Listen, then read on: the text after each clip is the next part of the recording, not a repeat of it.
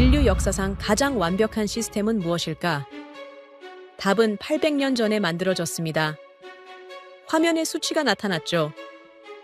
5,200만 자 중 오류 152개, 불량률 0.0003%, 8만 대장경. 완벽이란 게 기도가 아니라 설계였습니다. 그런데 그 뒤로 그 나라는 끔찍한 나락으로 떨어졌습니다. 반복되는 침략과 식민 통치, 그리고 전쟁을 견뎌야 했죠. 아무도 회복을 기대하지 않았습니다. 그런데 이상하게도 압력이 가중될수록 오히려 더 섬세해졌고 시련이 깊어질수록 도리어 더 강해졌습니다. 그 완벽을 향한 집념은 폐허 위에서도 끊기지 않고 반도체로, 방산으로, 시스템으로 부활했습니다. 세상이 질문을 던집니다. 어째서 저들은 항상 위기 다음에 더 강해지는가? 지금부터 그 놀라운 현장 속으로 들어가 보시죠. 미국에서 날아온 충격적인 이야기. 바로 시작합니다. 그리고 지금 어디에서 시청하고 계신지 댓글로 남겨주세요. 여러분의 이야기도 듣고 싶습니다. 그 전에 잠깐 1초 만에 누를 수 있는 좋아요 버튼을 꾹 눌러주시면 영상 제작에 큰 힘이 됩니다. 그럼 바로 사연 시작하겠습니다. 그날부터였습니다. 완전히 제 생각을 뒤바꾼 사건이요. 강의 한 번이 개념 자체를 박살냈습니다. 평범한 화요일 오후였어요. 제가 강의실에 들어섰을 때는 그냥 학점 채우러 온 날이었죠. 안녕하세요. 제 이름은 차일드 마린이라고 합니다. 하버드 사회학과를 다니고 있어요. 그날 아드보카트 교수님 수업이 있었는데 사실 교수님은 엄격하기로 유명한 분이었습니다. 유럽 학계의 전통을 고집하시는 스타일이었고 미국식 유연함과는 거리가 먼 분이었죠. 그래서 학생들 사이에선 화석 같다는 소리도 돌았어요. 강의실에 들어서니 이미 100여 명은 넘게 앉아 있었습니다. 평소엔 50명 정도만 오는 수업인데 이상했어요. 복도에서도 학생들이 계속 몰려들고 있었습니다. 뭔가 특별한 일이 있나 싶었죠. 중간쯤 빈자리를 찾아 앉으며 주변을 둘러봤는데 다들 표정이 묘했습니다. 기대 반 의구심 반이라고 할까요? 앞자리 학생이 핸드폰을 보며 뭔가 검색하고 있었어요. 그때 교수님이 입장하셨습니다.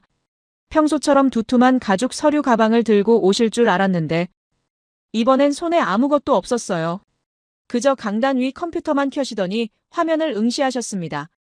강의실이 순식간에 조용해졌어요. 교수님의 침묵이 길어지면서 긴장감이 감돌았습니다. 누군가 기침 소리 하나 내지 않았어요.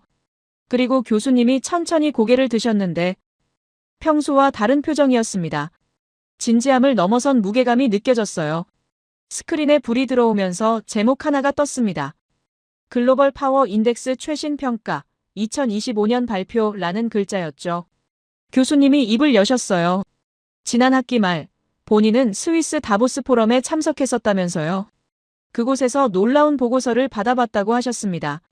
다음 화면으로 넘어갔는데 순위표가 나타나기 시작했어요. 1위 미국, 2위 중국, 3위 독일. 여기까지는 예상된 흐름이었습니다. 그런데 4위에 적힌 나라를 보는 순간 제 눈이 2번 깜빡였어요. 대한민국이라고 적혀 있었습니다. 강의실 전체가 웅성거리기 시작했죠. 누가 작은 소리로 웃었고 누군가는 어이없다는 표정을 지었어요. 한국이요? 정말요? 옆자리에서 속삭이는 소리가 들렸습니다. 저도 믿기지 않았어요. 일본도 아니고 프랑스도 영국도 아닌 한국이라니. 뭔가 착오가 있는 게 아닌가 싶었습니다. 교수님은 그 반응들을 지켜보고 계셨어요. 예상하셨던 것 같았습니다. 그리고 다시 화면을 넘기셨죠. 이번엔 숫자들이 쏟아져 나왔습니다. 국민소득 4만 달러 돌파, 첨단 산업 세계 점유율 60%, 국방 수출 규모 세계 4위, 소프트 파워 지수 영국 초과. 계속해서 데이터가 나열됐어요. 행정 서비스 디지털 전환 1위, 통신 인프라 속도 1위, 대중교통 효율성 세계 최상위권. 노트 필기하던 손을 멈췄습니다. 이게 진짜 맞는 건가 싶었어요. 교수님이 화면을 가리키며 말씀하셨습니다. 이 모든 수치는 국제 싱크탱크들이 수년간 검증한 결과라면서요. 단순한 통계 오류가 아니라고 강조하셨어요. 강의실 분위기가 달라지기 시작했습니다. 웃던 학생들이 입을 다물었어요. 고개를 저었던 사람들이 스크린을 뚫어지게 보기 시작했죠. 교수님이 다시 슬라이드를 넘기셨는데 이번엔 사진 한 장이 화면을 채웠습니다. 서울의 야경이었어요. 한강을 따라 펼쳐진 마천루들, 화려하게 빛나는 불빛들이 압도적이었습니다. 교수님의 목소리가 강의실에 울려 퍼졌어요. 이 나라는 불과 70년 전 전쟁의 폐허였고 구호품으로 연명하던 최빈국이었다고 교수님이 말씀하셨습니다. 그런데 지금은 세계가 배우러 오는 나라가 됐다고 하셨습니다. 가슴이 두근거렸어요. 왜 두근거리는지 모르겠는데 뭔가가 달랐습니다. 평소 교수님 강의와는 완전히 다른 느낌이었어요. 교수님이 태블릿을 내려놓으셨습니다. 동료 교수들과 점심을 먹으면서 이 보고서를 꺼냈을 때 모두들 비슷한 반응이었다고 하셨어요.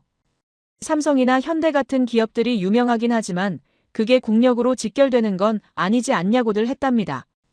교수님 목소리가 낮아졌습니다. 하지만 눈앞의 수치들은 명확했다고 하셨어요. 군사력 지수, 기술 혁신 지수, 인프라 품질, 모든 부문에서 한국은 상위권이었답니다.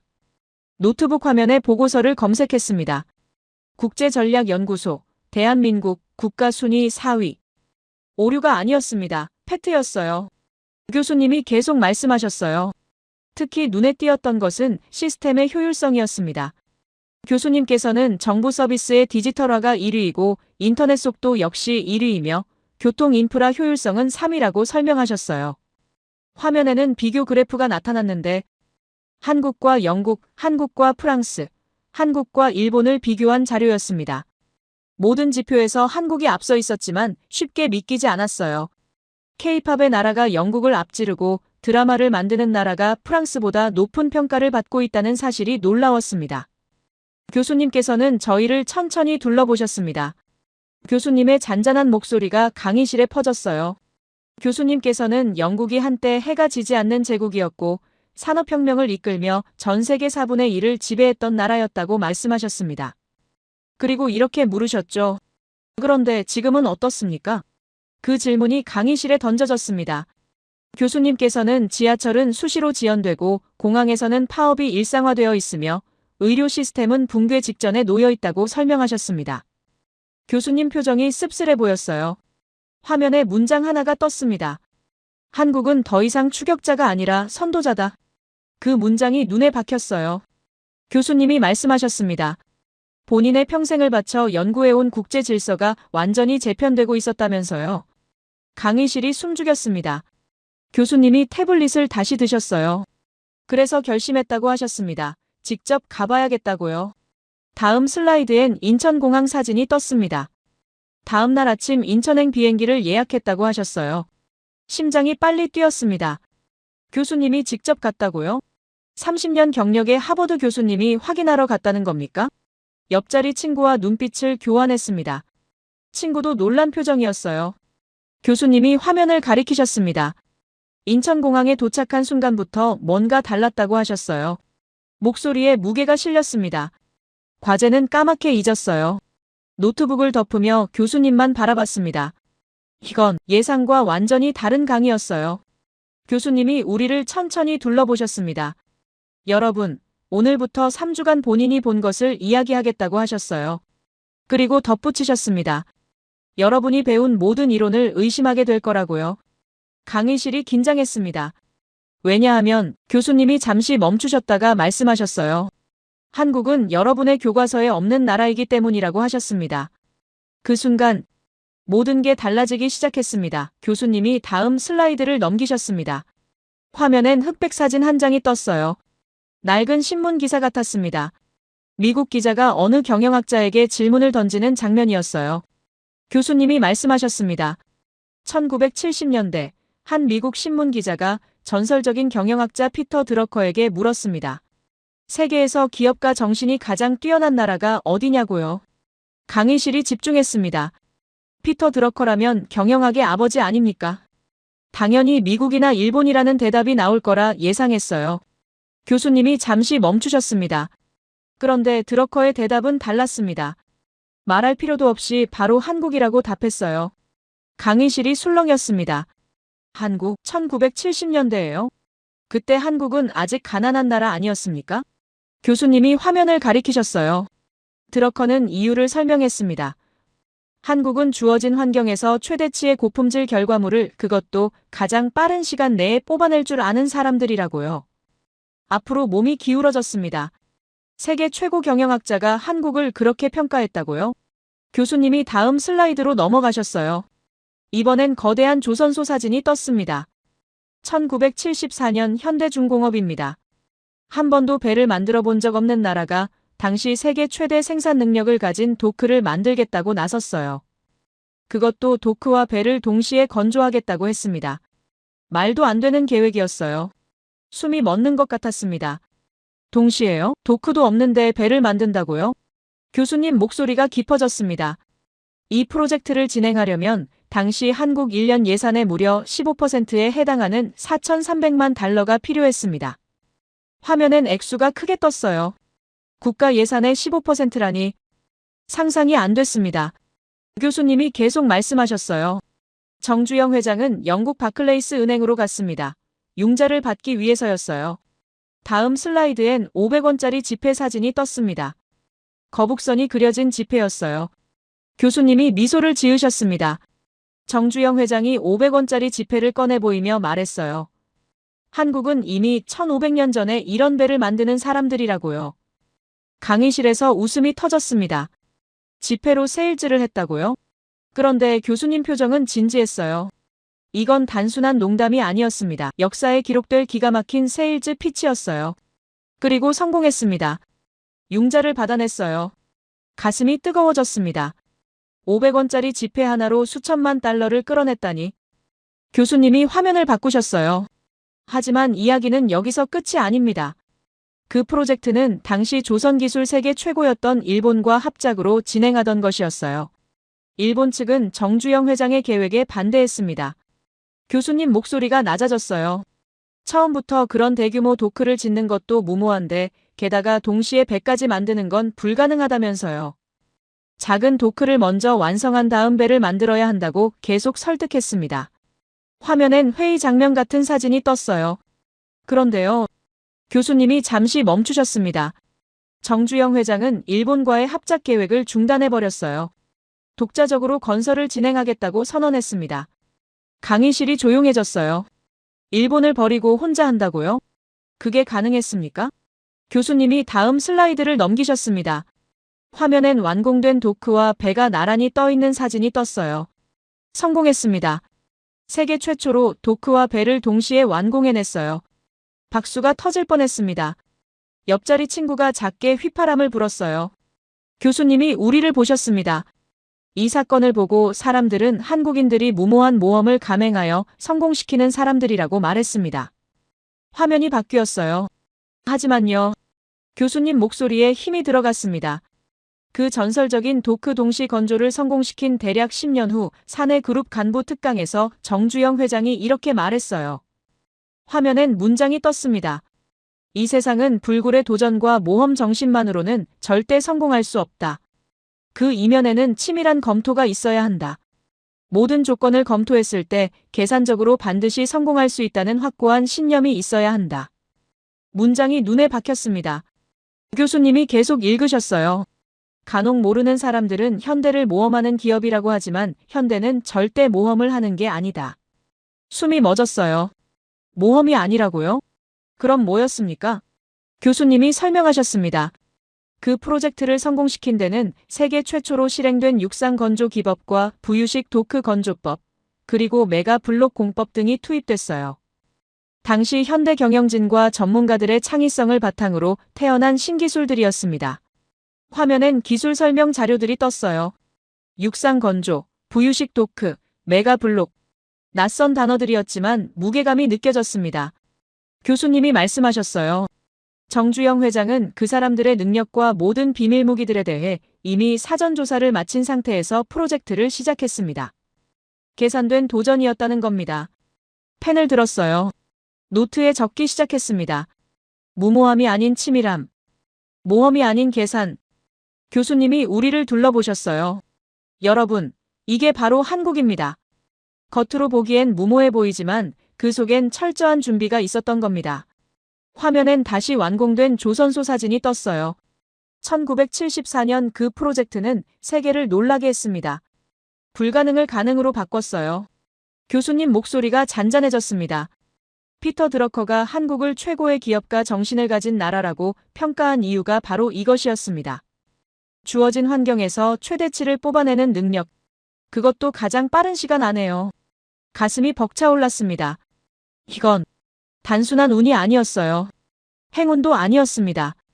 철저한 계산과 준비, 그리고 창의적 기술력이 만들어낸 결과였어요. 교수님이 태블릿을 내려놓으셨습니다. 작년 가을 한국에서 현대중공업 자료를 보며 깨달았습니다.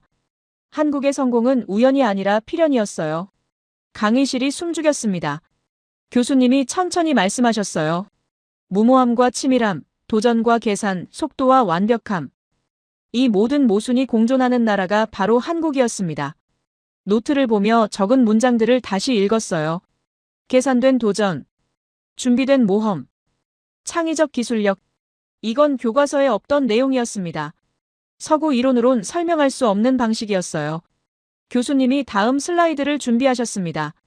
하지만 이것도 시작에 불과합니다. 한국의 진짜 비밀은 훨씬 더 깊은 곳에 있어요. 심장이 빨리 뛰었습니다. 더 있다고요? 이것만으로도 충분히 놀라운데요. 교수님이 우리를 보며 미소 지으셨어요. 다음 시간엔 800년 전 이야기를 하겠습니다. 800년 전이요? 고개를 갸웃거렸어요. 교수님이 말씀하셨습니다. 한국의 완벽주의는 어제 오늘 시작된 게 아닙니다. 그건 이미 800년 전부터 DNA에 새겨져 있었어요. 강의실이 술렁였습니다. 노트북을 덮었어요. 과제는 이미 포기한 지 오래였습니다. 지금 듣고 있는 이 이야기가 제가 지금껏 배운 어떤 이론보다 강렬했습니다. 교수님이 물 한 모금을 마시셨습니다. 잠시 숨을 고르시는 것 같았어요. 강의실은 여전히 조용했습니다. 200명이 넘는 학생들이 모두 교수님만 바라보고 있었어요. 다음 슬라이드가 떴습니다. 화면엔 오래된 목판 사진이 나타났어요. 나무에 빼곡하게 글자가 새겨져 있었습니다. 교수님이 말씀하셨어요. 팔만대장경입니다. 고려시대에 만들어진 불교 경전이라고 하셨습니다. 몽골이 쳐들어오던 난리 속에서 국민들의 정신을 하나로 모아 국난을 극복하고자 했던 프로젝트였어요. 화면이 확대됐습니다. 목판에 새겨진 글자들이 선명하게 보였어요. 교수님이 숫자를 말씀하셨습니다. 총 81,258개의 나무판에 총 5,233만 1,152개의 글자가 새겨져 있습니다. 펜을 들어 적으려다 멈췄어요. 5천만 자가 넘는다고요? 그것도 나무에 하나하나 새긴 거라고요? 교수님 목소리가 낮아졌습니다. 16년에 걸쳐 수백 명의 사람들이 작업했습니다. 그런데 놀라운 건 여기서부터입니다. 화면이 바뀌었어요. 글자 클로즈업 사진이 여러 장 떴습니다. 교수님이 천천히 말씀하셨어요. 5천만 자가 넘는 글자가 마치 한 사람이 새긴 것처럼 통일되어 있습니다. 그리고 오탈자가 단 152개뿐이에요. 숨이 멎었습니다. 5천만 자 중에 152개요? 교수님이 계속 말씀하셨습니다. 불량률로 따지면 0.0003%입니다. 화면엔 숫자가 크게 떴어요. 0.0003%. 이건 200자 원고지로 계산하면 대략 1645만 장이 되는데 그 중에서 오탈자가 딱 한 글자 나온 것과 같습니다. 강의실이 술렁이기 시작했어요. 원고지 1600만 장 중에 한 글자요? 믿기지 않았습니다. 교수님이 다음 슬라이드를 넘기셨어요. 경영학에 보면 최고 중 최고의 품질 기준을 뜻하는 식스 시그마 품질 관리 기준이 있습니다. 100만 개 중 2개 이하의 오류를 뜻해요. 수치로 보면 0.0002%입니다. 화면엔 비교 그래프가 떴습니다. 현대 식스 시그마 기준과 8만 대장경 오류율이 나란히 표시됐어요. 교수님 목소리에 무게가 실렸습니다. 지금 이 첨단 시대에도 이 기준을 달성하는 기업은 손에 꼽습니다. 그런데 800년 전 고려인들은 이미 식스 시그마 품질 관리 수준에 도달해 있었어요. 가슴이 두근거렸습니다. 800년 전에요? 손으로 나무를 깎던 시대예요? 그때 뒤쪽에서 손이 올라갔습니다. 유키코였어요. 일본에서 온 유학생으로 경제학 전공이라고 들었습니다. 교수님이 글을 보셨어요. 유키코가 일어서며 말했습니다. 교수님, 최근 일본 학계에서 발표된 연구 자료를 보면 팔만 대장경의 오류율 측정 방식에 문제가 있다는 주장이 있습니다. 강의실이 조용해졌어요. 유키코가 자신의 노트북을 들어보이며 계속 말했습니다. 실제로는 훼손된 목판들이 많아서 정확한 오류율 계산이 불가능하다는 논문이에요. 분위기가 미묘하게 바뀌었습니다. 몇몇 학생들이 고개를 끄덕였어요. 교수님은 침착하게 유키코를 보셨습니다. 흥미로운 지적입니다. 그 논문 제목이 무엇인지 알 수 있을까요? 유키코가 노트북을 확인하며 대답했어요. 교토대학 문화재연구소에서 2023년에 발표한 자료입니다. 교수님이 고개를 끄덕이셨습니다. 잘 알고 있습니다. 그 논문 말이죠. 교수님이 태블릿을 조작하셨어요. 화면이 바뀌며 새로운 자료가 떴습니다. 해인사 8만 대장경 보존 현황 보고서라고 적혀 있었어요. 교수님이 설명하셨습니다. 8만 대장경은 현재 해인사 장경판전에 보관되어 있습니다. 유네스코 세계기록유산으로 등재되어 있으며 매년 정밀 조사가 이루어지고 있어요. 화면엔 목판들이 정렬된 사진이 떴습니다. 교수님이 계속 말씀하셨어요.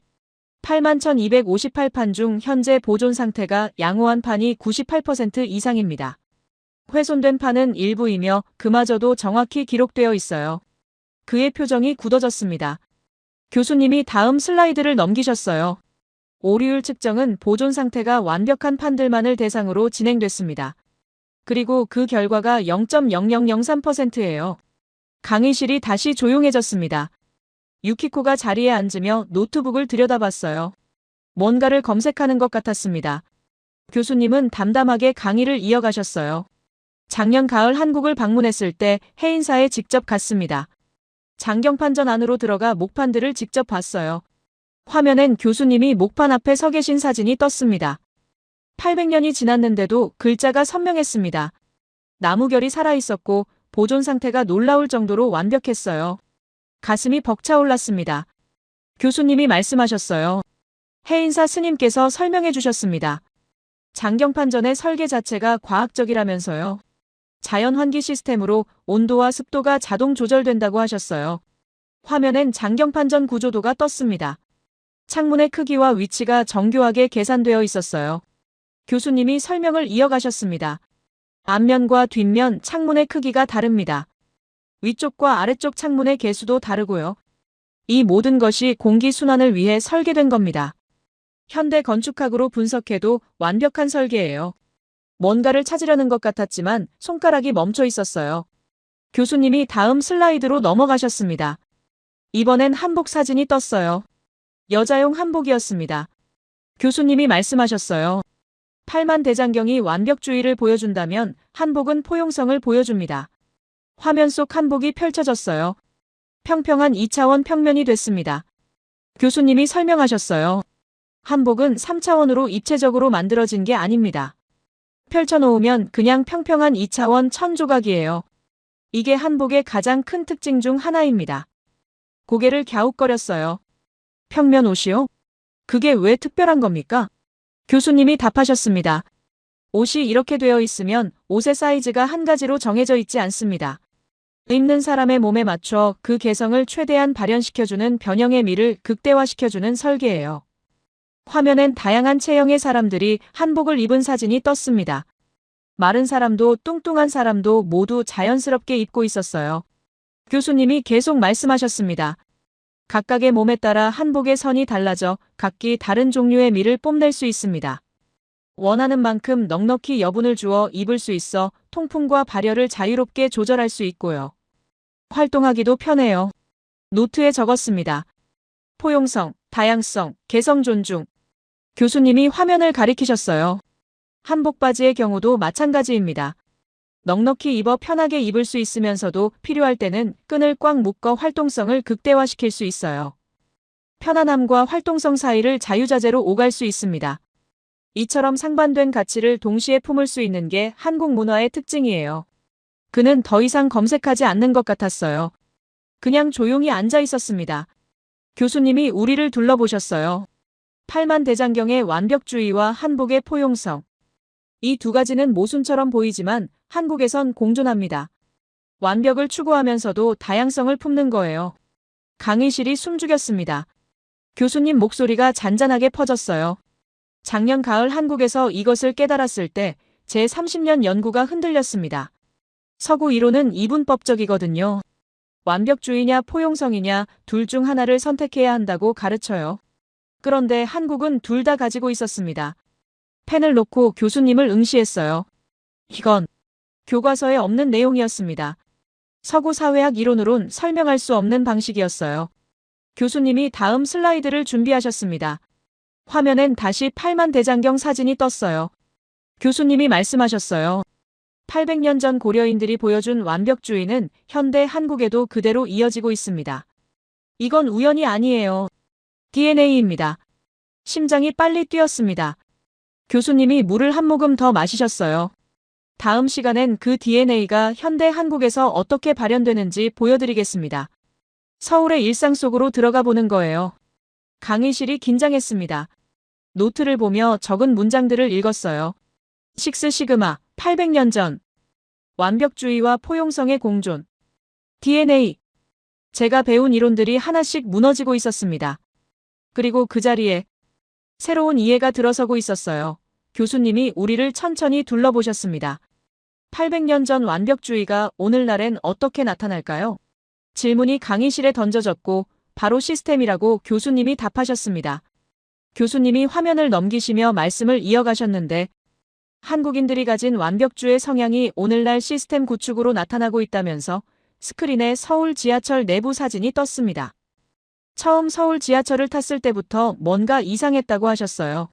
명동역에서 강남역으로 가는 길이었는데 플랫폼에 내려서자마자 차이를 느꼈다면서요. 선로와 승강장 사이에 투명한 벽이 서 있었다고 합니다. 스크린도어라는 시스템이었는데 열차가 도착하면 자동으로 문이 열리는 구조였죠. 뉴욕 지하철을 떠올려 보라고 하셨습니다. 낡은 플랫폼에 선로가 그대로 드러나 있고 사람들이 떨어지는 사고가 빈번한 곳이라면서요. 한국은 모든 역에 이 안전장치를 설치했다고 하셨어요. 천장을 올려다봤을 때 대형 디스플레이가 눈에 들어왔다면서 다음 열차 도착까지 2분 45초라고 표시되고 있었고 정말 그 시간에 올까 싶어 시계를 봤는데 정확히 2분 45초 후에 열차가 들어왔다고 하셨습니다. 강의실에서 누군가 놀란 듯 소리를 냈어요. 더 놀라운 건 배차 간격이었다면서 3분마다 열차가 왔다고 하셨습니다.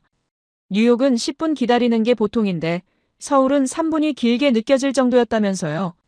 출퇴근 시간엔 2분 간격으로 더 자주 온다고 덧붙이셨죠. 열차 안으로 들어갔을 때도 차이가 계속 느껴졌다면서 좌석마다 충전 포트가 설치되어 있었고 와이파이가 완벽하게 연결됐다고 하셨어요. 보스턴 지하철에선 상상도 못할 일이라면서 신호도 제대로 안 잡히는 곳에서 와이파이라니 말입니다. 차내 안내방송이 나왔는데 한국어로 시작해서 영어, 중국어, 일본어 순서로 반복됐다면서 외국인 배려가 시스템 전체에 녹아 있었다고 하셨습니다. 화면이 바뀌며 인천공항 입국장 사진이 나타났어요. 교수님이 공항 이야기를 꺼내셨는데 도착 첫날 비행기에서 내려 입국장으로 향할 때부터 시작됐다면서요. 보스턴 로건 공항 같았으면 복잡한 동선의 오래된 시설부터 눈에 들어왔을 텐데 인천공항은 달랐다고 하셨습니다. 깔끔한 표지판들이 시선을 자연스럽게 안내했고 자동 입국 심사대가 줄지어 서 있었는데 대략 20여 개는 됐다면서요. 여권 스캔하고 지문 찍는 게 1분도 안 걸렸다고 하셨습니다. 미국 같으면 최소한 시간은 줄을 서야 하는 과정에 말이죠. 수화물 찾으러 가는 동안 시계를 계속 확인했다면서 비행기에서 내린 지 불과 10분밖에 안 지났다고 하셨어요. 컨베이어 벨트에 도착했을 땐 가방이 이미 나와 있었다면서 믿기지 않는 표정으로 가방을 집어들었다고 합니다. 공항 로비로 나오니 무료 와이파이 안내가 보였는데 핸드폰을 켜자마자 3초 만에 자동 연결됐다면서요. 비밀번호 입력도 필요 없었다고 하셨습니다. 저도 모르게 눈을 감고 그 상황을 상상해봤어요. 가슴이 두근거리기 시작했습니다. 이건 단순히 빠른 게 아니라 완전히 다른 설계 철학이었다면서 교수님 목소리에 힘이 실렸습니다. 다음 슬라이드로 넘어가자 버스 정류장 사진이 떴어요. 이튿날 아침 시내로 나가려고 버스를 탔을 때 또 한 번 놀랐다면서요. 정류장 자체가 유리로 된 밀폐 구조물이었다고 합니다. 안으로 들어서니 따뜻한 바람이 느껴졌는데 가을 아침 쌀쌀한 날씨였는데도 말이죠. 벤치에 앉았을 때 엉덩이가 따뜻해서 깜짝 놀랐다면서 난방 시트가 설치되어 있었다고 하셨어요. 벽면엔 대형 디지털 화면이 있었는데 버스 번호별로 실시간 도착 정보가 표시되고 있었다면서요. 472번 버스 이전 정류장 출발, 도착 예정 2분 30초 이렇게 나와 있었다고 합니다. 정말 그 시간에 올까 싶어 시계를 봤는데 정확히 2분 30초 후 버스가 도착했다면서 입이 벌어졌다고 하셨어요. 강의실에서 작은 탄성이 터져 나왔습니다. 보스턴에선 버스가 제 시간에 오는 걸 기대조차 안 하는데 20분 늦거나 아예 안 오는 경우도 많지만 서울은 초 단위로 정확했다면서요. 무료 와이파이 표시도 있었고 스마트폰 충전 포트도 갖춰져 있었다고 덧붙이셨습니다. 저도 모르게 노트에 적기 시작했어요. 초 단위 정확성, 실시간 정보, 이용자 중심 설계. 버스에 탑승했을 때 교통카드를 찍으니 탑승 완료 소리와 함께 잔액이 표시됐다면서 차내 스크린엔 다음 정류장 안내가 나왔는데 한국어뿐 아니라 영어, 중국어, 일본어로도 표시됐다고 하셨어요. 음성 안내도 4개 언어로 나왔다면서요. 이건 한두 곳 시범 사업이 아니라 도시 전체가 이런 수준으로 운영되고 있었다고 강조하셨습니다. 화면엔 여러 사진이 동시에 떴어요. 공항, 지하철역, 버스 정류장, 거리 곳곳의 모습들이었습니다. 교수님이 태블릿을 내려놓으시며 말씀하셨어요. 여러분, 이게 무엇을 의미하는지 아십니까? 이건 효율성 문제가 아니라 설계 철학의 차이라고 하셨습니다. 한국은 모든 시스템을 사람 중심으로 만들었는데 불편함을 최소화하고 효율을 극대화하는 방식이었다면서요. 8만 대장경을 새길 때 한 글자 한 글자 정성을 쏟았듯이 현대 한국은 시스템 하나하나에 그 정신을 담아내고 있었다고 하셨습니다. 교수님이 잠시 말을 멈추셨어요. 펜을 내려놓고 교수님을 바라봤습니다. 이건 단순한 인프라가 아니라 철학이었어요. 교수님이 다음 슬라이드를 준비하시며 하지만 여기서 끝이 아니라고 하셨습니다. 한국의 진짜 힘은 이 시스템을 뒷받침하는 기술력에 있다면서 화면이 바뀌며 거대한 공장 사진이 떴어요. 삼성 반도체 공장이라고 하셨습니다. 경기도 화성에 있는 이 공장을 방문했을 때부터 다른 세계였다면서 입구에서부터 보안 검색이 철저했는데 카메라는 물론이고 스마트폰까지 모두 맡겨야 했다고 하셨어요.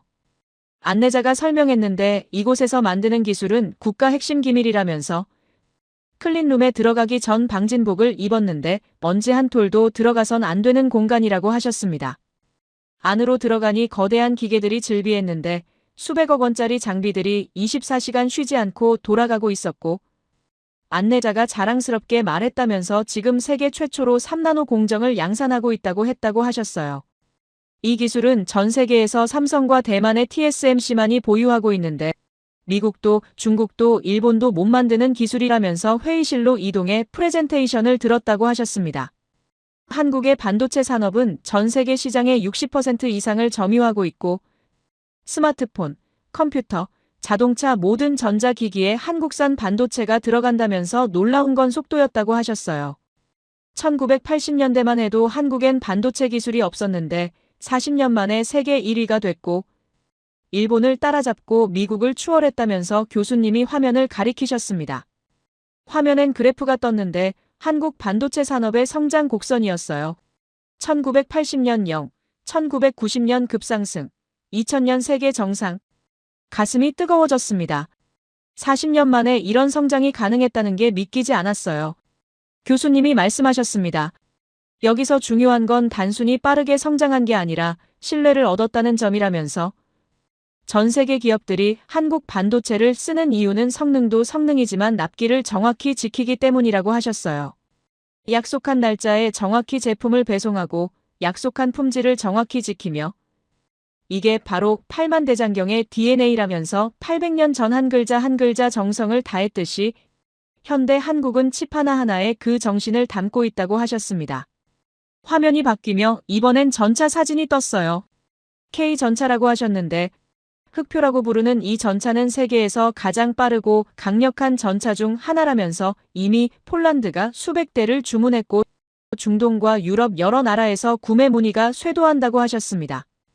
옆에는 K9 자주포가 있었는데 전 세계에서 가장 많이 팔린 자주포라면서 핀란드, 노르웨이, 폴란드, 호주, 인도 등 10개국 이상이 사용하고 있다고 하셨어요.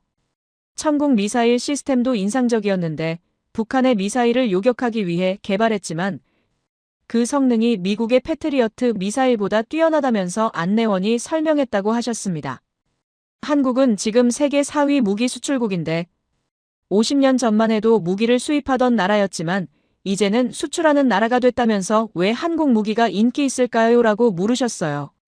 첫째는 성능, 둘째는 납기 준수, 셋째는 기술 이전이라면서 러시아나 중국은 납기를 안 지키고 미국은 너무 비싸며 유럽은 너무 느린데 한국은 이 모든 걸 충족시킨다고 하셨습니다. 강의실이 숨죽이며 집중했어요. 교수님이 천천히 말씀하셨습니다. 여러분, 이게 무엇을 의미하는지 아십니까? 한국은 위기를 기회로 만드는 민족이라면서 북한의 위협 속에서 방산 기술을 키웠고 반도체 시장이 무너질 때마다 오히려 더 강해졌다고 하셨어요. 이건 우연이 아니라 조상들로부터 물려받은 정신이라면서 몽골이 쳐들어왔을 때 8만 대장경을 만들었고 전쟁의 폐허에서 현대중공업을 세웠으며 위기가 올 때마다 더욱 강해지는 DNA가 있다고 하셨습니다. 화면에 문장이 떴어요. 위기는 한국을 무너뜨리지 못한다. 오히려 더 강하게 만든다. 가슴이 벅차올랐습니다. 교수님이 말씀을 이어가셨어요. 그리고 이 나라의 가장 놀라운 점은 이 모든 기술을 자국만을 위해 쓰지 않는다는 겁니다. 폴란드가 러시아의 위협에 떨 때 K-전차를 보냈고 호주가 방어체계를 강화하려 할 때 K9 자주포를 제공했으며 전 세계가 반도체 부족으로 고통받을 때 생산량을 늘려 공급했다면서 이게 바로 한국의 정신이라고 하셨습니다. 나라가 망하면 안 된다는 절박함, 기술이 무너지면 안 된다는 각오, 꾸준히 성장해야 한다는 의지는 누구나 가질 수 있는 생각이지만 한국은 여기서 한 걸음 더 나아가 다른 나라를 위해 우리라는 마음가짐으로 진심을 다한다면서 이게 지정학적 리스크 속에서도 의연하게 대처하는 힘이라고 하셨어요. 화면이 바뀌었습니다. 이번엔 다른 사진들이 떴어요. 청계천이라고 하셨습니다. 서울 한복판을 가로지르는 개울인데 처음엔 이해가 안 됐다면서 도심 한가운데 개울이라니 그게 가능한 일인가 싶었다고 하셨어요. 광화문에서 출발해 청계천 입구로 걸어갔는데 계단을 내려가니 갑자기 다른 세계가 펼쳐졌고 물소리가 들렸다면서 맑은 물이 돌 사이로 흐르고 있었는데 도심 한가운데서 이런 자연의 소리를 듣게 될 줄은 몰랐다고 하셨습니다. 개울을 따라 걷기 시작했는데 양옆으로 산책로가 조성되어 있었고 나무들이 그늘을 만들어주며 벤치들이 곳곳에 놓여 있었는데 사람들이 여유롭게 산책하고 있었고 아이들은 물가에서 놀고 있었다고 하셨어요. 그런데 정말 놀란 건 물속에서 헤엄치는 물고기들이었다면서 잉어와 붕어가 유유히 헤엄치고 있었는데 도심 한가운데 물고기가 살 수 있을 만큼 물이 깨끗하다는 뜻이라고 하셨습니다. 더 놀라운 광경은 그 다음이었는데 백로 한 마리가 물가에 서 있었고 도심 한복판에 백로라니 믿기지 않았다면서 가까이 다가가도 날아가지 않았으며 심지어 물고기를 사냥하는 장면까지 볼 수 있었는데 사람들이 박수를 치는 진풍경이 벌어졌다고 하셨어요. 옆에 있던 할아버지가 말씀하시길 여기 백로들은 거의 터줏대감이 됐다면서 청계천이 복원된 건 20년 전인데 그전엔 완전히 다른 모습이었다고 하셨습니다. 교수님이 화면을 바꾸셨어요. 흑백 사진이 떴는데 1950년대부터 1980년대까지의 청계천이었습니다. 당시 청계천은 복개도로로 덮여 있었는데 그 위로 고가도로가 달리고 있었고 그 아래는 온갖 상가들이 밀집해 있었다면서 여기가 바로 한국 산업화의 숨은 메카였다고 하셨어요. 화면엔 기계공구상가, 전자제품 가게들이 빼곡히 들어선 모습이 떴습니다. 교수님이 설명하셨어요. 1950년대부터 1980년대까지 한국은 제조 생산력에 비해 원자재가 부족했는데 청계천은 온갖 것들이 다 있는 만물상이었다면서 기술자들을 양산하고 비숙련가를 숙련가로 성장시킨 공간이었다고 하셨습니다.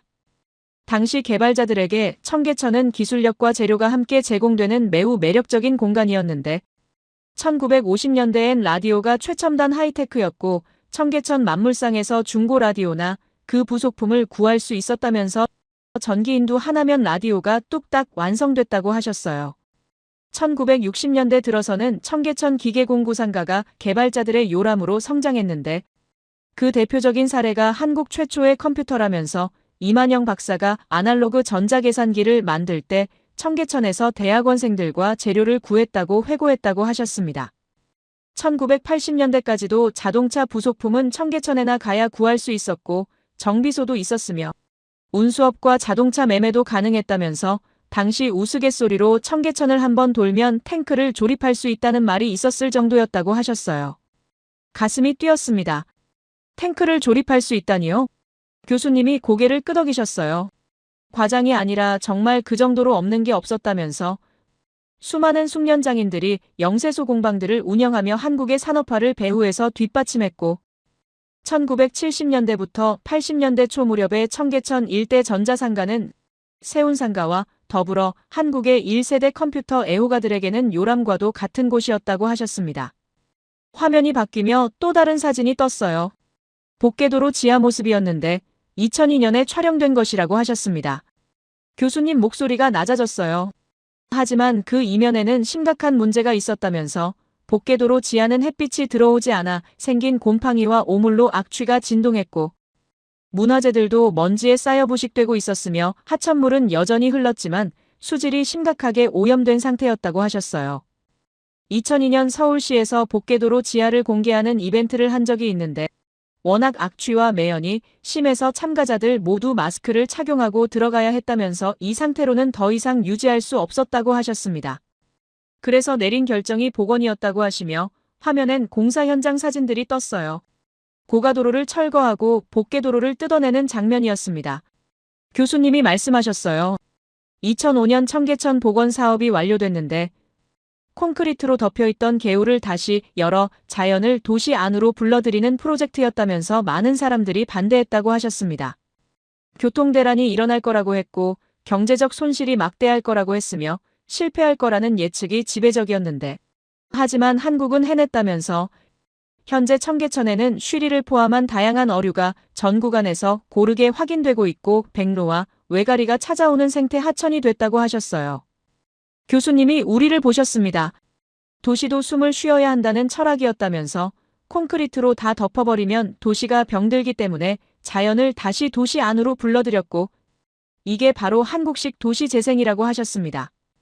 저녁 무렵 개울에 조명이 켜졌는데 LED 조명들이 개울을 따라 설치되어 있었고 화려하면서도 은은했으며 한쪽 벽면에는 미디어 아트가 상영되고 있었는데 사계절의 변화를 영상으로 보여주고 있었다고 하셨어요.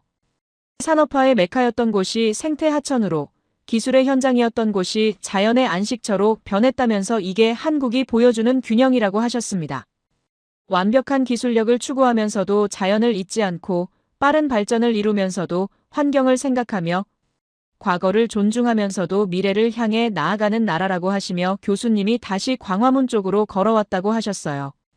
광장엔 많은 사람들이 모여 있었고 무슨 행사가 있나 싶어 가까이 가봤더니 K-팝 댄스 공연이었다면서 그런데 놀라운 건 공연자들이 외국인이었다고 하셨습니다. 프랑스에서 왔다는 청년이 BTS 노래에 맞춰 춤을 추고 있었는데 한국어로 노래까지 따라 부르고 있었고 옆에선 태국 여학생들이 블랙핑크 안무를 완벽하게 소화하고 있었다면서 한 프랑스 청년에게 물었다고 하셨어요. 왜 한국 문화를 이렇게 좋아하냐고 물었더니 한국 문화는 에너지가 넘친다면서 음악도 드라마도 영화도 모두 역동적이고 감동적이라고 했다고 하셨습니다. 광장 벤치에 앉아 그 광경을 바라봤는데 한때 산업화의 중심이었던 청계천이 자연으로 돌아왔고 그 옆 광장에서는 세계 각국에서 온 젊은이들이 한국 문화를 즐기고 있었다면서 이건 돈으로 살 수 없는 힘이라고 하셨어요. 청계천과 광화문 광장에서 본 것들은 한국의 또 다른 면을 보여줬는데 기술만 앞선 게 아니라 자연과 문화까지 조화롭게 발전시킨 나라였고 과거의 산업유산을 존중하면서도 미래의 환경을 생각하는 나라였다고 하시며 교수님이 다음 슬라이드를 넘기셨습니다. 화면엔 통계 자료가 떴어요. 전 세계에서 한국어를 배우는 사람이 1억 명을 넘었다면서 불과 20년 전만 해도 한국어는 소수 언어였는데 이제는 주요 외국어가 됐다고 하셨습니다. 넷플릭스 전 세계 인기 순위에서 한국 콘텐츠가 얼마나 차지하는지 조사했는데 놀랍게도 톱 10안에 한국 작품이 4개나 들어가 있었고 유튜브도 마찬가지였다면서 전 세계에서 가장 많이 본 뮤직비디오 순위에 K-팝이 상위권을 독차지하고 있었다고 하셨어요. BTS, 블랙핑크, 뉴진스 같은 그룹들의 영상은 수억 뷰를 기록하고 있는데 이게 무엇을 의미하는지 아십니까? 라고 물으시며 한국은 총이나 탱크로 세계를 정복한 게 아니라 노래와 드라마와 영화로 세계인의 마음을 사로잡았다고 하셨습니다. 영국은 과거 대영제국 시절 전 세계에 영어를 퍼뜨렸는데 그건 제국주의와 식민 지배의 결과였지만 한국은 달랐다면서 누구도 강제하지 않았는데 사람들이 스스로 한국어를 배우고 한국 문화를 즐기고 있다고 하셨어요. 교수님이 우리를 천천히 둘러보셨습니다. 이게 진짜 힘입니다. 문화적 영향력이라면서 반도체로 세계 경제를 움직이고 방산으로 세계 안보에 기여하며 문화로 세계인의 마음을 얻고 과거 산업화의 현장을 생태 하천으로 복원하여 자연과 도시의 조화를 이루는 나라가 바로 한국이라고 하셨습니다. 노트에 적었어요. 기술, 안보, 문화, 자연의 조화. 과거와 현재와 미래의 균형. 교수님이 태블릿을 내려놓으셨습니다. 작년 가을 한국에서 3주를 보내며 깨달았는데 한국의 강함은 한 가지에서 나오는 게 아니라 모든 것의 조화에서 나온다면서 완벽주의와 포용성, 기술과 자연, 경제와 문화, 산업과 환경이 모두 공존하는 나라라고 하셨어요. 1950년대엔 청계천에서 탱크를 조립할 수 있었고 2025년엔 그곳에서 백로가 물고기를 잡는다면서 이게 한국의 진화이자 성숙이라고 하셨습니다. 강의실이 숨죽이며 교수님을 바라봤습니다. 여러분, 이제 이해가 되십니까? 한국이 강대국 4위가 된 이유를요? 질문이 강의실에 던져졌어요. 단순히 경제 규모나 군사력 때문이 아니라 시스템의 완성도, 기술의 신뢰성, 문화의 영향력, 자연과의 조화 모든 것이 결합된 결과라면서 그리고 그 모든 것의 밑바탕엔 800년 전부터 이어져 온 DNA가 있다고 하셨습니다. 가슴이 뜨거웠어요. 노트북을 덮었습니다. 과제는 이미 까맣게 잊은 지 오래였어요. 지금 이 순간 제가 배운 모든 이론이 새롭게 쓰이고 있었습니다. 교수님이 잠시 말을 멈추셨습니다. 물을 한 모금 마시시는데 손이 미세하게 떨리는 것 같았어요. 강의실은 조용했습니다. 200명이 넘는 학생들이 숨죽이며 교수님을 바라보고 있었어요. 교수님이 천천히 입을 여셨습니다. 올해도 다시 가고 싶었습니다. 목소리가 낮았어요. 작년 가을 그곳에서 본 것들을 다시 확인하고 싶었고 같은 거리를 걷고 싶었으며 그 공기를 다시 마시고 싶었다면서 하지만 스케줄이 맞지 않았다고 하셨습니다. 정말 아쉬웠어요. 교수님 목소리에 진심 어린 아쉬움이 묻어났습니다. 가슴이 먹먹해졌어요. 30년 경력의 하버드 교수님이 한 나라를 그렇게까지 그리워하신다니. 교수님이 화면을 바꾸셨어요. 서울대학교 사진이 떴습니다. 작년 가을 서울대학교에서 열린 국제포럼에 참석했는데 주제는 동아시아의 미래와 한국의 역할이었다면서 세계 각국에서 온 학자들이 모여 있었다고 하셨어요. 첫 번째 발표자는 하버드 대학교 교수였는데 한국을 새로운 모델로 제시했다면서 민주주의와 경제 발전을 동시에 이뤄낸 드문 사례라고 했고 두 번째 발표자는 싱가포르에서 온 경제학자였는데 한국의 혁신 시스템을 분석했다고 하셨습니다. 정부의 전략적 투자, 기업의 과감한 도전, 국민의 높은 교육열이 결합된 결과라면서 세 번째 발표는 본인이 맡았다고 하셨어요. 지난 3주간 한국에서 경험한 것들을 발표했는데 버스 정류장에서 느낀 시스템의 완성도, 지하철에서 본 인프라의 수준, 청계천에서 발견한 자연과 도시의 조화까지 모든 걸 이야기했다면서 발표가 끝나자 청중들이 질문을 쏟아냈다고 하셨습니다.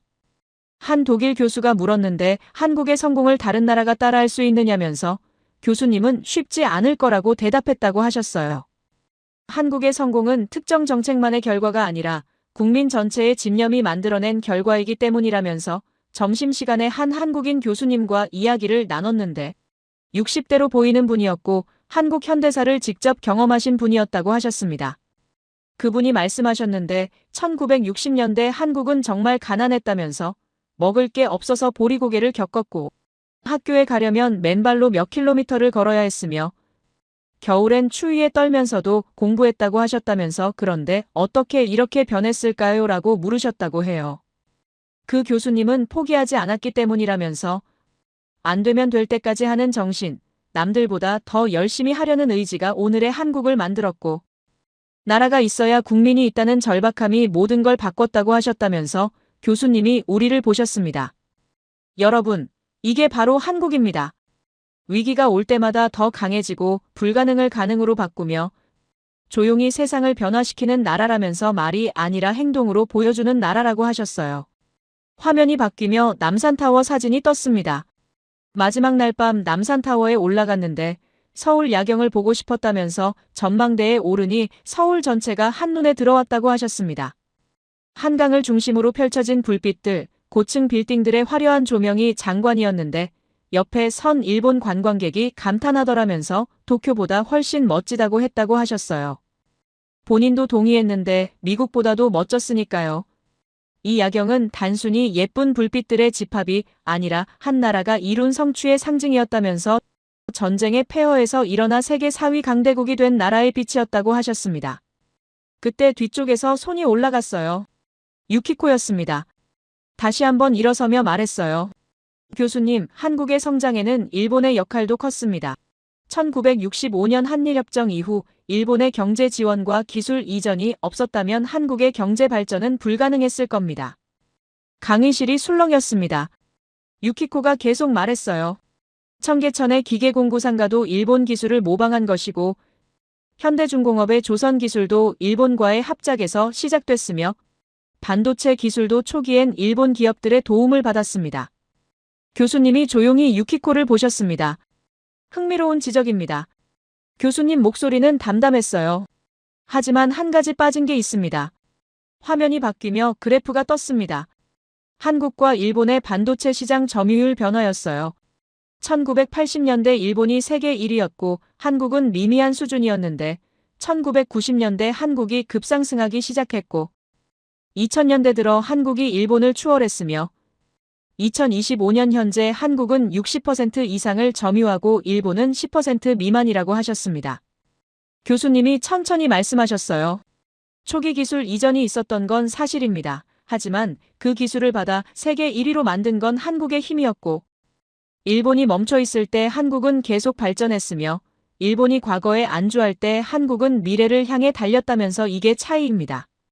기술을 받는 것과 그 기술을 넘어서는 것은 완전히 다른 이야기라면서 한국은 단순히 배우는데 그치지 않고 창조했고 모방하는데 그치지 않고 혁신했으며 도움을 받는데 그치지 않고 독립했다고 하셨어요. 교수님이 말씀을 이어가셨습니다. 그리고 더 중요한 건 정신입니다. 한국은 위기를 기회로 만드는 민족인데 IMF 외환위기가 왔을 때 국민들이 금을 모아 나라를 살렸고 코로나 팬데믹이 왔을 때 세계에서 가장 모범적인 방역 시스템을 만들었으며 반도체 시장이 흔들릴 때마다 오히려 더 큰 투자를 단행했다면서 이게 바로 한국의 DNA라고 하셨어요. 나라가 있어야 국민이 있다는 절박함, 우리가 함께 살아야 한다는 공동체 의식, 다음 세대를 위해 더 나은 나라를 물려줘야 한다는 책임감이 모든 위기를 극복하는 힘이었다면서 일본의 도움이 있었든 없었든 결국 중요한 건 그 도움을 어떻게 쓰느냐였다고 하셨습니다. 한국은 그 도움을 발판 삼아 더 높이 올라갔고 이제는 다른 나라를 돕는 위치에 섰으며 폴란드에 방산 기술을 주고 호주에 자주포를 팔며 전 세계에 반도체를 공급하는 나라가 됐다면서 이게 진짜 성장이고 이게 진짜 성숙이라고 하셨어요. 가슴이 터질 것 같았습니다. 교수님이 우리를 천천히 둘러보셨어요. 문화도 마찬가지입니다. 한국은 문화로 국가력을 높이는 가장 큰 포인트를 보여주고 있는데 K-팝, K-드라마, K-무비가 세계를 휩쓸고 있지만 이건 단순한 유행이 아니라면서 나라를 사랑하는 마음을 서로 확인할 수 있는 수단이라고 하셨습니다.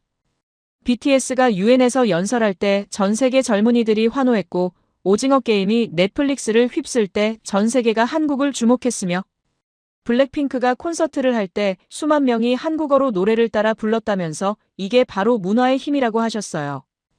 총과 탱크가 아니라 노래와 드라마로 세계를 움직이고 강압이 아니라 매력으로 사람들의 마음을 얻으며 명령이 아니라 공감으로 변화를 만드는 나라라면서 한국은 이걸 눈에 띄게 보여주고 있다고 하셨습니다. 명확한 성격을 보여준다면서 조용히 세상을 바꾸고 변화를 직접 몸으로 보여주며 말이 아니라 행동으로 증명하는 나라라고 하셨어요. 교수님이 태블릿을 내려놓으셨습니다. 작년 가을 서울에서의 마지막 밤을 기억합니다. 호텔방에서 창밖을 보며 생각했는데 결국 모두가 원하는 건 같은 거라면서 우리나라의 평화, 성장, 그리고 나아감이라고 하셨어요. 한국 사람들이 원하는 것도, 미국 사람들이 원하는 것도, 영국 사람들이 원하는 것도 결국 같은데. 안전하게 살 수 있는 나라, 자녀들이 더 나은 미래를 꿈꿀 수 있는 나라, 함께 성장할 수 있는 나라라면서 한국은 그걸 이뤘다고 하셨습니다. 그리고 멈추지 않고 계속 나아가고 있다면서 올해도 다시 가고 싶었던 이유가 바로 그겁니다. 교수님 목소리가 떨렸어요. 그 변화를 다시 보고 싶었고 그 에너지를 다시 느끼고 싶었으며 그 희망을 다시 확인하고 싶었다면서 하지만 스케줄이 맞지 않았습니다. 정말 아쉬웠어요. 강의실이 숨죽였습니다. 그래서 여러분께 이 이야기를 하는 겁니다. 교수님이 우리를 보셨어요. 본인이 직접 가지 못한다면 여러분이라도 가봐야 한다면서 교과서로는 배울 수 없는 것들이 그곳에 있고 이론으로는 설명할 수 없는 것들이 그곳에서 일어나고 있으며 미래가 그곳에서 만들어지고 있다고 하셨습니다. 눈시울이 뜨거워졌어요. 옆자리 친구도 눈을 붉히고 있었습니다. 교수님이 천천히 말씀하셨어요. 작년 가을 3주는 본인의 30년 연구를 뒤집은 시간이었는데 서구 이론이 전부가 아니라는 걸 배웠고 발전에는 여러 경로가 있다는 걸 깨달았으며 미래는 과거의 연장이 아니라 새로운 창조라는 걸 확인했다면서 그리고 그 모든 것을 한국에서 봤다고 하셨습니다. 8만 대장경의 완벽주의가 삼성 반도체로 이어지고 정주영의 도전 정신이 K-팝의 글로벌 도전으로 계승되며 청계천의 산업 정신이 문화와 자연의 조화로 승화되는 나라라면서 이게 한국입니다. 교수님이 마지막으로 말씀하셨어요. 여러분, 세상은 빠르게 변하고 있습니다. 하지만 여러분이 배운 이론들은 느리게 변하고 있으며 교과서는 현실을 따라가지 못하고 있고 서구 중심의 사고방식은 이미 한계에 도달했다면서 새로운 모델이 필요합니다. 그리고 그 모델이 바로 한국이라고 하셨어요. 강의실이 조용했습니다. 하지만 그 조용함 속에 뜨거운 무언가가 흐르고 있었습니다. 노트를 보며 적은 문장들을 읽었어요. 한국은 미래의 모델. 조용히 세상을 바꾸는 나라. 나라가 있어야 국민이 있다. 우리나라, 평화, 성장, 나아감. 제 손이 떨리고 있었습니다. 교수님이 마지막 슬라이드를 넘기셨습니다. 화면엔 문장 하나가 떴어요. 한국은 강대국이 아닙니다. 강의실이 술렁였습니다. 사위가 아니라고요? 교수님이 천천히 말씀하셨어요. 한국은 새로운 문명입니다. 그 한 문장에 강의실이 조용해졌어요. 문명이라니. 강대국이 아니라 문명이라고요?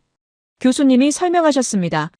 강대국은 힘으로 정의되는데 영토의 크기와 인구의 수, 그리고 군사력의 강함으로 측정되지만 문명은 다르다면서 문명은 영향력으로 정의되고 가치로 측정되며 미래로 평가된다고 하셨어요. 한국은 영토가 크지 않고 인구도 5천만 명 정도이며 군사력도 미국이나 중국에 비하면 작지만 영향력은 어떻습니까? 라고 물으셨습니다. 전 세계 1억 명이 한국어를 배우고 있고 K-팝은 전 세계 차트를 휩쓸고 있으며 K-드라마는 넷플릭스를 장악하고 있는 데다 한국 반도체는 세계 경제를 움직이고 한국 방사는 세계 안보에 기여하고 있다면서 이게 바로 문명의 힘이라고 하셨어요. 화면이 바뀌며 여러 사진들이 떴습니다. 세계 각국에서 한국 문화를 즐기는 사람들과 한국어를 공부하는 학생들, 그리고 한국 제품을 사용하는 소비자들의 모습이었어요. 교수님이 말씀하셨습니다. 물질적인 것보다 눈에 보이지 않는 게 더 강한 법인데 총과 탱크는 두려움을 만들지만 노래와 드라마는 사랑을 만들고 경제력은 거래를 만들지만 문화는 공감을 만들며 군사력은 억지력을 만들지만 문명은 존경을 만든다면서 한국은 이 모든 걸 가지고 있다고 하셨어요. 두려움과 사랑, 거래와 공감, 억지력과 존경을 모두 갖춘 나라인데 이게 바로 선진국 반열에 오른 이유이고 강대국들 사이에서 견제 대상이 되는 이유이며 동시에 선망의 대상이 되는 이유라고 하셨습니다. 중국은 한국의 문화적 영향력을 견제하고 일본은 한국의 기술력을 경계하며 미국조차도 한국의 성장 속도에 놀라고 있다면서 하지만 동시에 모두가 한국을 배우려 하고 있다고 하셨어요. 폴란드는 한국의 방산 시스템을 도입하고 사우디는 한국의 100조 원짜리 프로젝트를 맡기며 전 세계 젊은이들은 한국 문화에 열광하고 있다면서 이게 진짜 힘이고 이게 진짜 영향력이라고 하셨습니다. 교수님이 다음 화면을 넘기셨어요. 김구 선생님 사진이 떴습니다. 교수님이 천천히 읽으셨어요. 나는 우리나라가 세계에서 가장 아름다운 나라가 되기를 원한다. 가장 부강한 나라가 되기를 원하는 것은 아니다. 우리의 부력은 우리의 생활을 풍족히 할 만하고 우리의 강력은 남의 침략을 막을 만하면 족하다. 오직 한없이 가지고 싶은 것은 높은 문화의 힘이다. 문화의 힘은 우리 자신을 행복하게 하고 나아가서 남에게도 행복을 주기 때문이다. 강의실이 숨죽였습니다. 교수님이 말씀하셨어요. 김구 선생님이 이 말씀을 하신 게 1948년인데 당시 한국은 전쟁의 상처가 채 아물지 않은 최빈국이었고 먹을 것도 부족했으며 미래가 보이지 않던 시절이었다면서. 그런데 그분은 이미 알고 계셨다고 하셨습니다. 진짜 힘은 문화에 있다는 것과 진짜 영향력은 사랑에 있다는 것, 그리고 진짜 미래는 공감에 있다는 것을 알고 계셨다면서 77년이 지난 지금 한국은 그 꿈을 이뤘다고 하셨어요. 세계에서 가장 아름다운 나라가 됐고 높은 문화의 힘을 가진 나라가 됐으며 우리 자신을 행복하게 하고 남에게도 행복을 주는 나라가 됐다면서.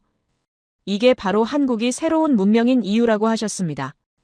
서구를 모방한 게 아니라 독자적인 길을 만들었고 과거의 경로를 따른 게 아니라 새로운 경로를 개척했으며 기존의 답을 복사한 게 아니라 미래의 해답을 창조했다면서. 이게 바로 문명이라고 하셨어요. 교수님이 태블릿을 내려놓으셨습니다. 여러분, 오늘 제가 한 이야기를 기억하시기 바랍니다. 한국은 단순히 빠르게 성장한 나라가 아니라 새로운 방식으로 성장한 나라이고 단순히 부강해진 나라가 아니라 아름다워진 나라이며 단순히 강해진 나라가 아니라 사랑받는 나라라고 하셨습니다. 팔만대장경의 완벽주의와 정주영의 도전정신, 청계천의 조화와 케이팝의 에너지, 반도체의 기술력과 방산의 신뢰성 모든 것이 결합되어 만들어진 문명이라면서. 그리고 이 문명은 지금도 진화하고 있다고 하셨어요. 여러분이 배운 서구 이론은 과거를 설명할 수 있을지 몰라도 미래를 예측할 수는 없는데 왜냐하면 미래는 한국 같은 나라들이 만들어가고 있기 때문이라면서 새로운 모델과 새로운 경로, 그리고 새로운 문명이 등장하고 있다고 하셨습니다. 교수님이 잠시 침묵하시더니 천천히 말씀을 이어가셨습니다. 지난해 가을, 본인은 3주간 어떤 곳을 경험했는데 그곳엔 우리가 교과서에서 찾을 수 없는 것들이 있었다면서요. 그 장소는 바로 서울이었고 그 나라는 한국이었다고 하셨습니다. 올해는 일정이 맞지 않아 방문하지 못했지만 내년엔 반드시 다시 가고 싶다면서 여러분도 꼭 가보시길 바란다고 하셨어요. 직접 걸어보고 직접 느껴보고 직접 마주해보시라면서요. 그곳에선 이론 대신 현실을 만나게 될 것이고 과거 대신 미래를 목격하게 될 것이며 서구 중심이 아닌 새로운 문명을 경험하게 될 거라고 하셨습니다. 교수님이 마지막 한마디를 던지셨어요. 한국이 우리에게 증명하고 있는 것들이 있다면서요. 불가능이란 건 없다는 사실과 위기란 곧 기회라는 진리를, 과거가 미래를 만든다는 원리와 완벽함과 포용이 함께할 수 있다는 가능성을, 기술과 자연이 조화를 이룰 수 있다는 신뢰와 문화가 세상을 바꿀 수 있다는 현실을 보여주고 있다고 하셨습니다. 이것이야말로 새로운 문명의 모습이라면서요. 감사합니다. 교수님이 우리를 향해 고개를 숙이셨습니다. 강의실이 고요해졌어요. 그때 누군가 손뼉을 치기 시작했습니다. 한 사람, 두 사람, 10사람. 순식간에 전체가 자리에서 일어나며 박수를 보냈어요. 기립박수였습니다. 아드보카트 교수님이 다시 한번 고개를 숙이시며 강단을 내려가셨습니다. 박수 소리가 강의실 전체를 울렸어요. 노트를 덮으며 손을 내려다봤습니다. 떨리고 있었어요. 오늘 하루 제가 알던 모든 게 뒤집혔습니다. 강의실을 빠져나와 복도를 걸었어요. 머릿속이 정신없이 돌아갔습니다. 한국이라는 나라, 정말 그토록 특별한 곳일까? 기숙사로 돌아와 책상 앞에 앉았습니다. 노트북 화면을 켰어요. 한국에 대해 더 알고 싶었습니다. 검색창에 입력했어요. 한국 역사, 박물관. 여러 결과가 쏟아졌는데 그중 하나가 눈길을 사로잡았습니다. 국립중앙박물관. 클릭하자 화면이 바뀌었어요. 정보들이 펼쳐졌습니다. 소장품 약 150만 점, 상설 전시품 만여 점이라는 규모였고 2025년 방문객이 600만 명을 넘어서며 80년 역사상 최다 기록을 세웠는데 이건 전 세계 박물관 중 6위에 해당하는 수치였으며 아시아에서 유일하게 상위 10개 안에 든 기록이라고 나와 있었습니다. 숨이 멈췄어요. 세계 6위요? 아시아 유일 상위권이요? 아래로 스크롤을 내리니 개관 이후 누적 관람객이 1억 명을 돌파했고 2025년엔 개관 20주년을 맞아 특별기념 전시가 열리고 있다고 적혀 있었습니다. 20주년이요? 가슴이 뛰기 시작했어요. 바로 지금 이 순간 한국에선 20주년 행사가 진행 중인데 아드보카트 교수님도 일정이 안 맞아 못 가셨고 저도 여기 하버드에 앉아 있으니 이 역사적인 순간을 놓치고 있다는 생각에 아쉬움이 밀려왔습니다. 창밖을 바라보며 생각에 잠겼어요. 20주년 행사를 못 봤습니다. 내년엔 반드시 가야겠다고 마음먹었어요. 국립중앙박물관에 직접 발을 딛고 150만 점의 유물을 눈으로 확인하며 8만 대장경의 완벽함이 어디서 비롯됐는지 찾아보고 한복의 포용성이 어떤 역사에서 태어났는지 이해하며 1000년 넘게 이어진 문화유산을 직접 마주하고 싶었습니다. 화면을 내리며 사진들을 하나씩 봤어요. 웅장한 박물관 건물과 아름다운 정원, 그리고 반가사유상. 하나하나가 숨을 멎게 만들었습니다. 노트북을 닫으며 다시 창밖을 봤어요. 하버드 캠퍼스의 가을바람이 차갑게 불어왔습니다. 하지만 가슴은 뜨거웠어요. 오늘 세상을 바라보는 시선이 달라졌습니다.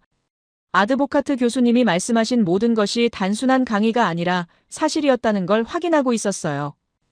교과서론 배울 수 없는 것들이 그곳에 존재하고 이론으론 설명할 수 없는 일들이 그곳에서 벌어지고 있으며 미래가 그곳에서 만들어지고 있습니다. 한국은 우리에게 보여주고 있습니다. 불가능이란 없다는 진실과 위기란 기회라는 교훈을, 완벽함과 포용이 공존할 수 있다는 증거와 기술과 자연이 어우러질 수 있다는 사례를, 그리고 문화가 세상을 바꿀 수 있다는 현실을 말입니다.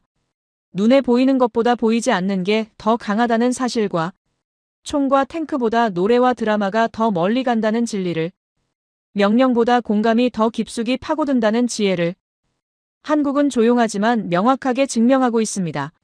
800년 전 8만 대장경을 새기던 그 정신이 지금 반도체가 되고 정주영의 도전이 지금 K-팝의 세계 진출이 되며 청계천의 산업 정신이 지금 문화와 자연의 조화가 되고 있습니다. 이것이야말로 새로운 문명의 모습입니다. 앞으로가 기대됩니다. 제 이야기를 끝까지 들어주셔서 감사합니다. 모두 안녕히 계세요. 오늘 이야기 어떠셨나요? 800년 전 목판에 새겨진 완벽함이 지금의 반도체와 시스템으로 이어졌다는 사실은 단순히 역사 자랑이 아니라 우리 모두에게 던지는 물음표 같았습니다. 우리는 지금 얼마나 정밀하게 준비하며 살고 있을까요? 또 얼마나 흔들림 없이 버티고 있을까요? 세상은 언제나 예상 밖의 방식으로 우릴 시험합니다. 하지만 이 이야기를 듣다 보면 위기란 게 꼭 끝은 아니라는 생각이 듭니다. 누군가는 그 위기 한복판에서 새로운 출구를 찾아내고 또 누군가는 그 압박 속에서 오히려 더 단단해지니까요. 한국이란 나라는 아마도 그런 과정을 가장 길게 그리고 가장 치열하게 겪어온 곳 중 하나일 겁니다. 완벽을 향한 집요함, 포기하지 않는 근성, 그리고 위기를 뒤집는 묘한 힘. 이 모든 게 결국 한 나라의 역사이자 우리 모두의 이야기로 연결되고 있다는 게 참 인상 깊었습니다. 결국 중요한 건 숫자나 기술이 아니라 그 뒤에 숨은 정신 아닐까요? 계산된 완벽, 준비된 모험, 그리고 다시 일어서는 힘. 그게 아마 우리가 지금 이 시대를 살아가는 방식일지도 모릅니다. 다음 위기가 찾아온다면 그땐 또 어떤 새로운 이야기가 펼쳐질까요? 그 끝은 아무도 모르지만 아마 또 한 번 세상을 놀라게 할지도 모르겠습니다. 여러분의 생각은 어떠신가요? 오늘 이야기, 여러분은 어떻게 느끼셨나요? 여러분의 생각을 아래 댓글로 남겨주세요. 그리고 감동적인 사연을 주변 사람들과 공유하고 함께 이야기 나눠보세요. 마지막으로 1초밖에 걸리지 않는 구독과 좋아요, 알림 설정은 영상 제작에 큰 힘이 됩니다. 지금까지 감동을 담아 여러분께 진심을 전하는 감동담기였습니다. 오늘 하루도 행복한 하루 보내세요.